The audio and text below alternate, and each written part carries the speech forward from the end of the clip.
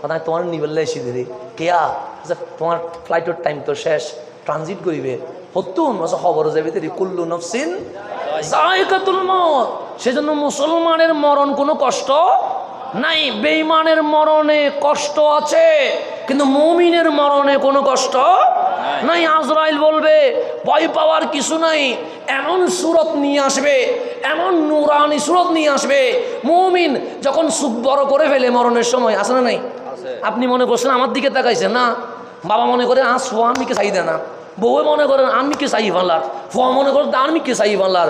চোখ যখন বড় হয়ে গেছে আপনার দিকেও তাকাই নাই, বাবার দিকেও তাকাই নাই।